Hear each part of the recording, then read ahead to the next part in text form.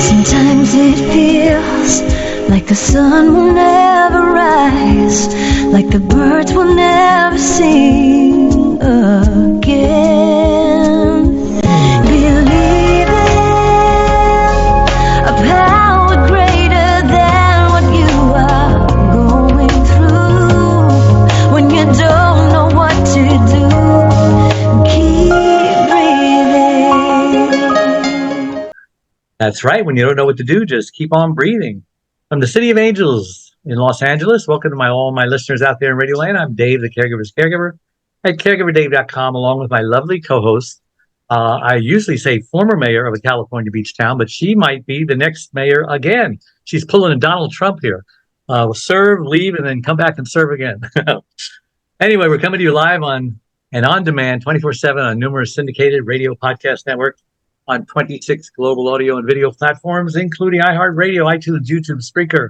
Way too many to list here. In fact, we're proud to be voted #1 caregiver podcast on FeedSpot out of thousands, and #1 on Player FM of the top 50. And we have an especially exciting show planned for you today.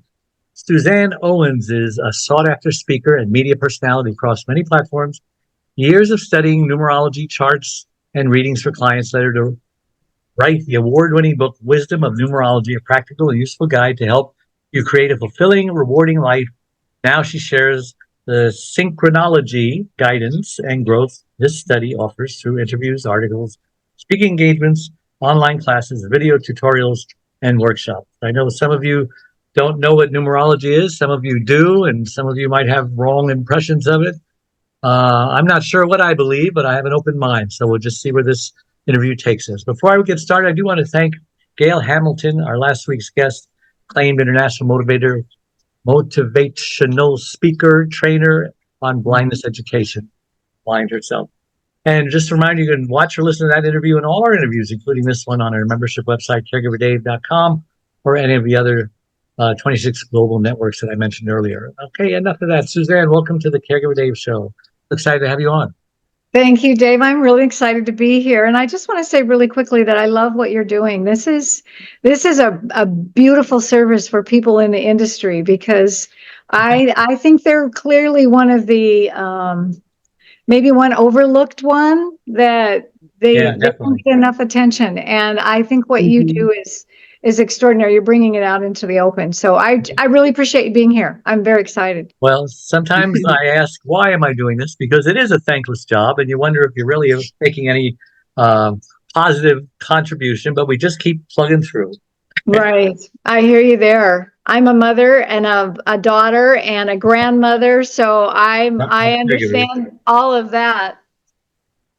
So, Suzan, can I ask you how you pronounce your name again? I wasn't quite sure. With the Z in there, it confuses me. Well, I was born Susan, and then I put the Z in there because the Z is a number 8.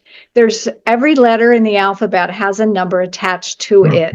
And the letter Z, H, and Q are all number 8.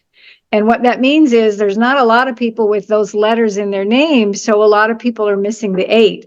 Well, the 8 stands for business, management, being an authority, self-empowerment, and balance. So it's an interesting concept to think about, that there's not a lot of 8s floating around in the world in people's names, because those letters are a little unusual. And how does each letter have a number? Susan? It's not its place in the alphabet, right? Right. It's Susan. I was born Susan, but I answered to Suzanne. Debbie, to answer your question, either one works just fine. See, the letter A, J, and S are all number 1, because the first letter is an A, the 10th letter is a J, and the 19th letter is an S. So there's not a bearing on where they stand in the alphabet. Right. So then B, K, and T belong to the number 2. C, L, U belong to number 3, and so on. And in numerology, we reduce everything down to 1 digit. So that makes it a little easier. Yeah, I used to be into that. I used to teach it many moons ago. Over 50 years ago. Anyway, let's go our first question. Who's Suzan Owens? And Suzan Owens, and why was she placed on this earth?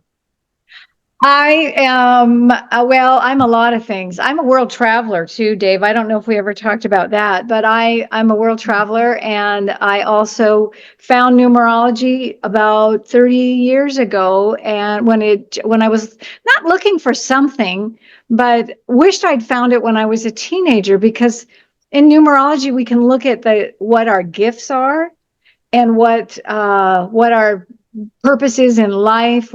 Gives us a different perspective, another perspective, if you will. And so I've really what I've found from numerology, it really fulfills a searching that I was having of where do I go now? What do I do now? And a lot of my clients come to me in times in their life when they're looking for something, whether maybe they're separated, maybe they're just married, maybe they've found sobriety, maybe they've quit a job, but they're looking for some direction in their life, and they're looking to numerology as one aspect, one perspective. It doesn't have to be the only one, but it's a perspective from. Well, I have a question. Every parent names their child. It almost seems like chance, whatever. But and I told you before the show, the Jews are very careful about who they name. Jesus was, it had to be that name, and John the Baptist, they wanted to name it the Father's father, but no, his name will be John. So they're very articulate about that. So is it by chance that we are named what we're named, or you believe that there's some higher destiny that causes us to be named? And then there's people who change their names. Just comment on that for a second. That's an interesting thought. I know my name's been changed a couple of times. First of all, I was adopted, so I didn't know what my real name, my first name was, until I was 29 years old. And then I got to look at that. You had a name before. Right. My first birth certificate had my birth name, and then I was adopted when I was 4. Well, then that name got changed when I was adopted, and then of course I married. Don't adopted parents want to keep the same name typically? My last name was changed, and my middle name, Susan, was the same, but my middle name and my last name were changed through the adoption. And so that changed the numbers for that period of time. When we change our name, all that means is that new energy from the new numbers bring in different energy. And so it adds and detracts some vibration, is how I look at it. Right. But we are still in this lifetime. We are meant to be who we were. Our birth certificate name is the name that we carry through the rest of our life as the numbers that we look at. And this is who you're meant to be. We get our destiny from our birth name. Let me say it that way. Yeah. Interesting. My birth certificate has no middle name, but my mother wrote it in with a pen. And for years, I thought I was David Anthony until I went to get a passport, and I looked at the birth certificate, and they said, "No, you don't have a middle name." So all my stuff has my middle name, and all my legal stuff doesn't. How does that affect someone like me? Interesting. Did you ever do the numbers on both names? No, really didn't. Oh, that's interesting. Because I do have a story about that. There was a man that was born, and his birth certificate, the hospital misspelled his name. And then his mother went back to change it. Well, then there was still another error. And then he finally went back and changed it the third way and did the chart numbers on every name. And the one that seemed to most follow his life path was his very first one, the one with the misspelled name. Oh. So I think that, again, that's who we are meant to be when we come into this lifetime. We calculate our life purpose or our life path, meaning the gifts that we have in this lifetime, by the birth date. That's one of the major numbers we look at. And then we also look at, again, the name on your birth certificate. Those are really the only two pieces of information. I believe the name we were given at birth is a very powerful name. Absolutely. And it was meant to be, regardless of what you think the story around it is. I really am a firm believer of that. Yeah, this is who I came in to be. And I have no relationship to my birth name. And it turned out he wasn't even my birth father, but that was the name that got on my original birth certificate. But those letters And the number values in those letters really do tell me what my life is going to be about. And it really has followed that. That's the thing that's blowing me away. I follow it down to the year and the month, like 2024.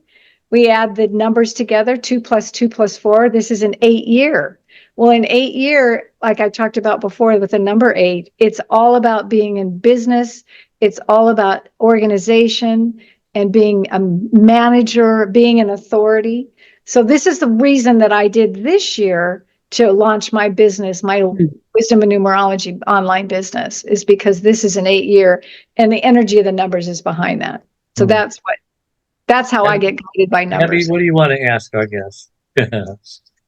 Well, I can see, I didn't realize just how much the Jews had looked at that. Now that you mention it, it makes a lot of sense. And I do recall reading things like, unto 7 generations. And you do hear a lot of commentary in the Bible. The other thing is, it's interesting to me that any people women I've met named Debbie, are very often highly principled. And seriously, I think that comes from the Deborah who was the judge in the Old Testament, and that's so I can see a lot of validity and wisdom in that. I was at the marina yesterday, looking at boats and stuff, and the boat owner, his name was Dave. The next door neighbor to the boat slip, his name was Dave, and I was Dave. And I says, "Wow, it turns out every time I meet a Dave, there's never been a Dave I didn't like." And they all laugh. And it's kind of funny, but it's true. I never met a Dave I didn't like. Well, there's something Dave similar. is a great name. It is a great name, and it's real common in our generation, right? But the other thing too is about birthdays. Have you noticed that there's people around your birthday that you resonate with? I have a childhood friend that we didn't grow up together, but we've stayed in touch over our 60 plus years. And we have a lot of similarities, a lot, just because we have the same numbers. I think that makes a difference to me too.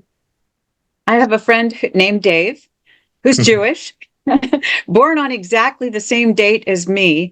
And we can get together and we can talk nonstop for 5 hours.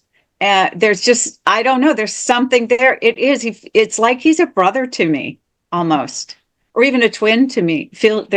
I don't know, there's just an energy there. Yeah. There's a connection. Absolutely. I see it all the time. It's a double whammy because he's Dave, and so he's a great guy anyway.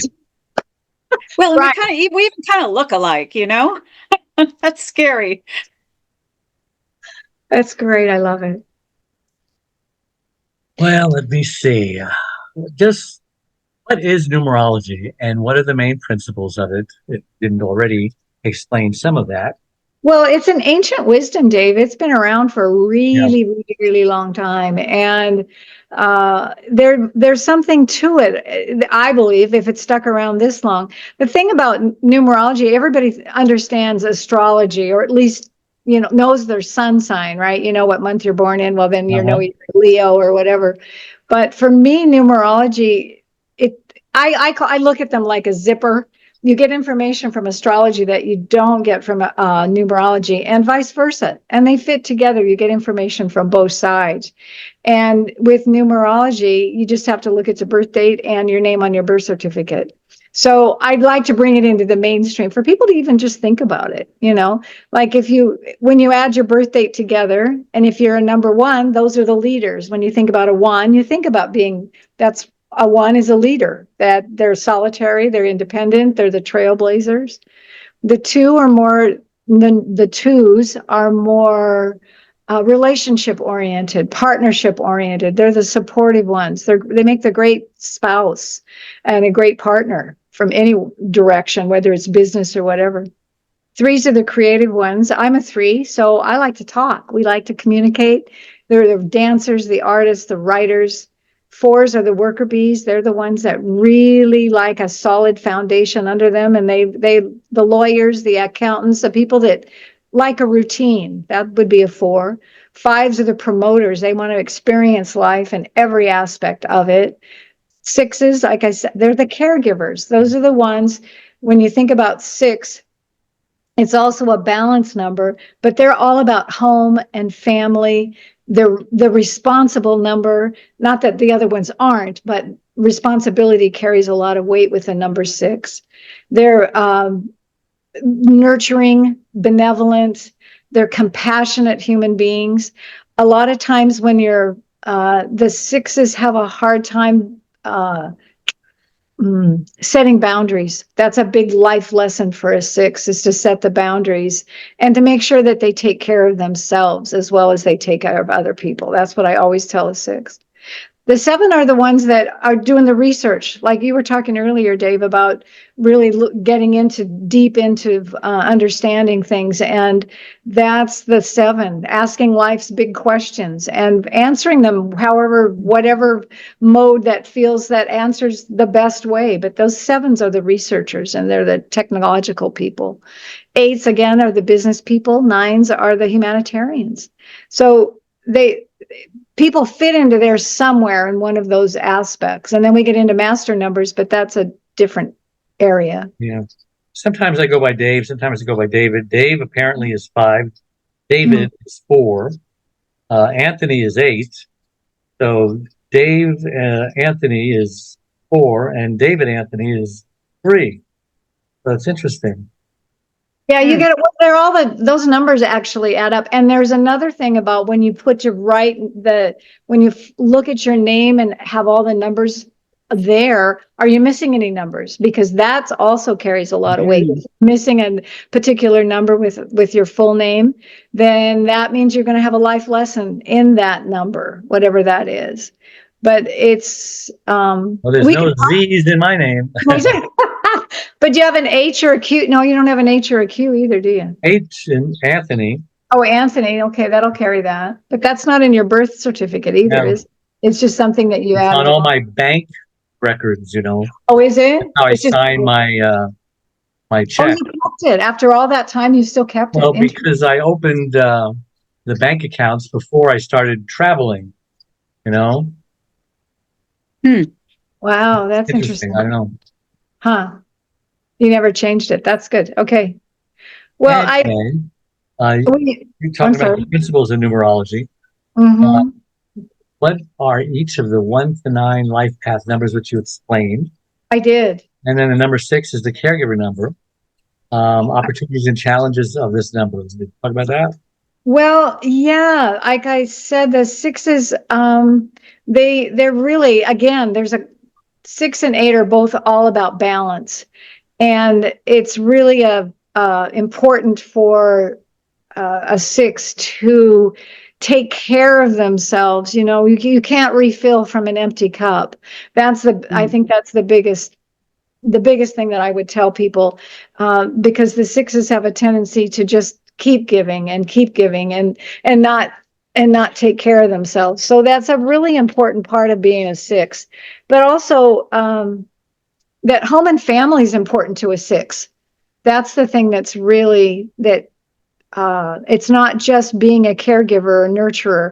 It's home, family. They enjoy being at home and enjoy beauty and making their home beautiful. Family is really important. The other thing, I don't think I talked to you about that yet, is the personal year. Like in 2024, I said that this is an 8-year. Well, going through the 8-year cycle, or the 9-year cycle, excuse me, the 6th year will go through a time for a whole year of family is number 1. Maybe you're going to need your parents more, or they're going to need you more, or your children are going to need you. But family it plays a major part of that year. And relationships do, because 6 is a number of relationships. So all of your relationships would be under the spotlight in a 6th year, not just your family relationships. Amazingly enough, I do not have any 6s in any combination of my name. I guess I wasn't meant to be a caregiver. Never done. Well, your purpose is a little different, Dave. I'm assuming there's got to be a 3 somewhere, because you're clearly a communicator.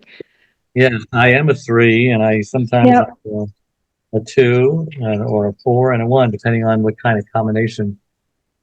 What you do. So how do you add up the numbers in the year? I get it, 2024 is 8, but what about me? I'm 1956. That's 20. Okay. How do you add those up?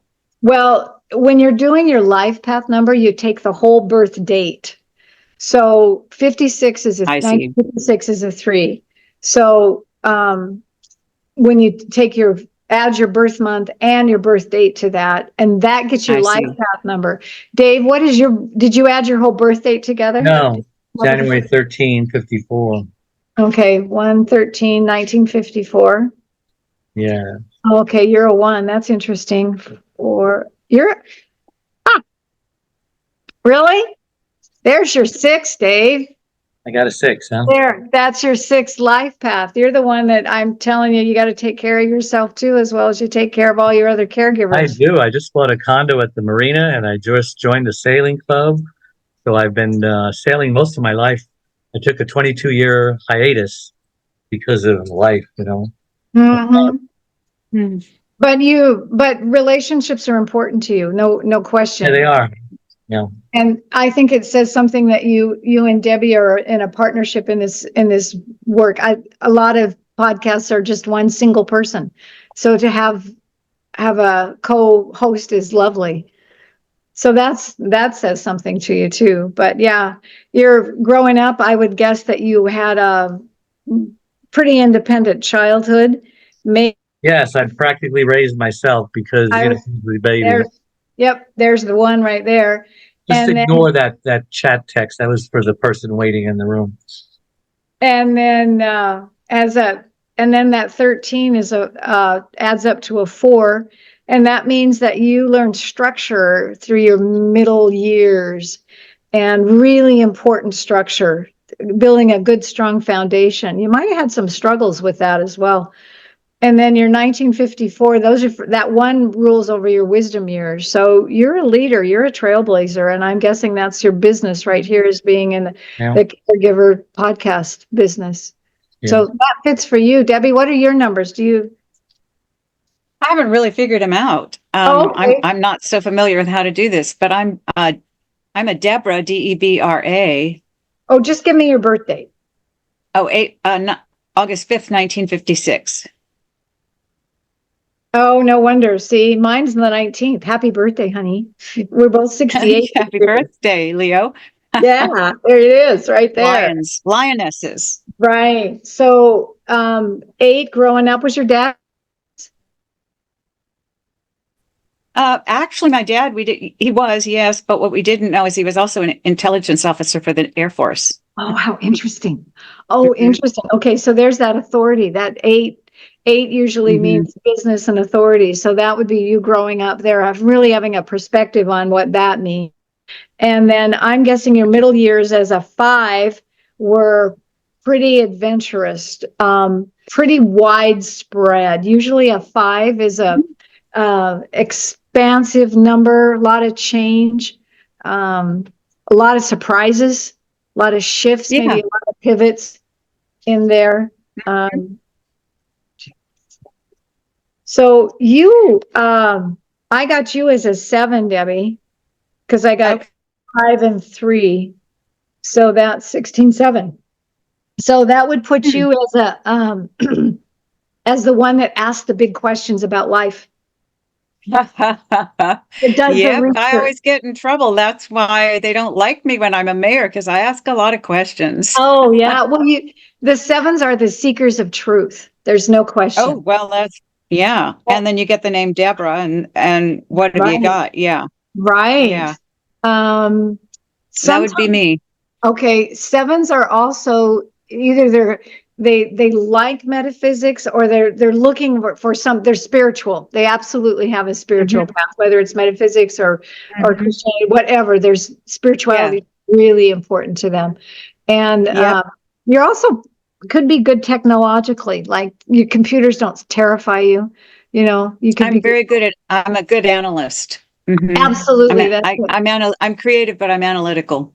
Right. Oh, clearly that's the 7 all over it. And they're also, they really like their alone time. That's the thing that most people have to understand about 7s is, especially being in partnership with one of them or relationship with one, that they absolutely need their alone time. Where the 6s kind of, as caregivers, those 6s, can't sometimes judge when they need their alone time until it's too late. The sevens are they're going to get that right off the bat. That's going to be a paramount importance for the sevens. But That's true. yeah, and the sevens sometimes can be kind of cynical. I have to say that, or skeptical too. Let me put it that way. On your shadier side, if you want to look at it that way. So how does numerology benefit caregivers in what they do? Because they've got a lot of stress, a lot of struggles. Maybe they're not happy in what they're doing. They didn't volunteer for this job. Right. You find yourself in that, right? Well, I think a big part of it would be to know what really brings you joy and find that joy, because that's what's really important for people, is to understand because it's hard. And I understand that it can be a challenge when it feels like you're so overloaded already. But isn't that when you step aside and you just take a breath and you just say, I've got to take this for me, because you can't replenish from an empty cup. So it feels like knowing what really brings you joy, and it may be family. It may be maybe you are a 6 and you need family, but you also need that vacation time to really take care of yourself and be able to have really good, strong boundaries and know exactly when it's time to take a break. Absolutely. The other thing I was going to jump in that I forgot to tell you, Debbie, that the 3, that 1956 is a 3. So that's your wisdom years. Dave has got a 1, so he's got that independent trailblazer for his senior wisdom years, we call them. Usually kicks in about 60 on to the rest of your life. Debbie, yours is a 3. So 3s are the communicators, like I told you, we like to talk, creative, lucky. Oh yeah, but see, it's really fun. And then the 3s are the lucky numbers too. There is something to that 3 is a very lucky number. Things come to 3s, and 3s are really, it's a joyful life. It really is. It's a wonderful time. Your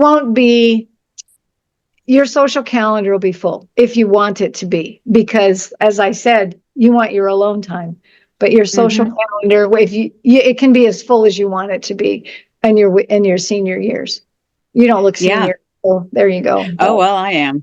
I know. Me Thank too. you. That's very accurate. Yeah. I know. Yeah. I think you and I both have that old when you're young and young when you're old kind of attitude about life. I think that's probably true of both of us. Yeah.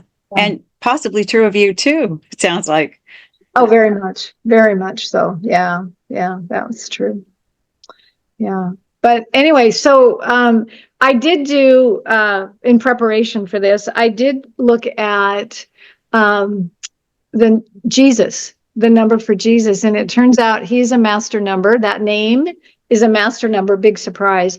But it's a 11, and that means spiritual messenger. Well, if that doesn't fit perfectly. Isn't that the truth? Yeah. It's a higher. The master numbers are 11, 22, 33, 44 on up. And the 11 is a higher vibration of the 2. So it's the compassionate partner, understanding, and has that wisdom. It's like I said, it's a higher vibration and a more divine number than say a number 2. So what is John? John? Just as John? in John the Baptist. Yeah. Oh, John. Oh, okay. So you've got the 1 and 6. Everybody told him not to name him John, but God told me his name is John. Oh, interesting. Oh, that's a 20. That'd be a 2. So that's interesting. Jesus is 1 and John is 2. That's how it was, isn't it? Yeah. Yeah, that's 19. That would be a 20, isn't it? So it would be a 2, as in partnership, and the dark side of the 2 is super critical. That would be the one thing that a 2 has a tendency to be, is super critical and potentially secretive. They don't. They're very strong critics and inner critics with Well, that aspect of it. But, Suzanne, I can't believe how quickly this time has gone, and we barely even scratched the surface. Real quick, why don't you tell us how do you define success and what has contributed to your success in life? oh, how do I define it? Well, I just think Everyone that has a different definition. I know, but I think, when you get to do what you want to do, Mm. when whatever you really want in your life comes true, I think that's success, whatever it is, whatever you put out there. And for me, it's really commitment. It's life lessons, learning them and growing and evolving and staying open to everything. I have two beautiful daughters who have followed Christianity much more than I have in my life. And it's wonderful because they honor my stories and my life, and I honor theirs. So I think success comes from family as well. When I'm very blessed, I feel that. So life is just, life gets better and better. That's my mantra. If I had a billboard, that's what it would say. Life gets better and better. That's Nice. Right. And Suzanne, how can listeners reach you if they want to learn more about what you do?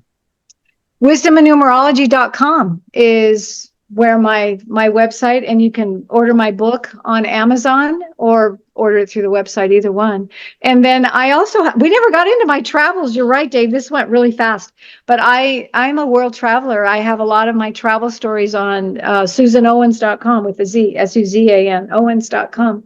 You can read about all my travels. I lived in Egypt for a year, and I traveled through Africa and lived in Peru and Wow. yeah, a lot of places. So yeah, it's been fun. Awesome. Thank you so much for coming on the show. And again, a reminder that all our live shows become recorded pod and video casts on all our platforms mentioned and others. And also my membership website, caregiverdave.com. We offer a free membership support community with lots of free gifts and resources, including one introductory coaching session. And also click the like or follow button on whatever platform you're watching or listening to this on. It helps us reach even more caregivers by improving Google's search engine algorithm. So again, all my listeners, thanks again for tuning in each and every week, making us the #1 caregiver podcast on the internet. So until next week, same time, same channel. May God richly bless you all. Bye-bye.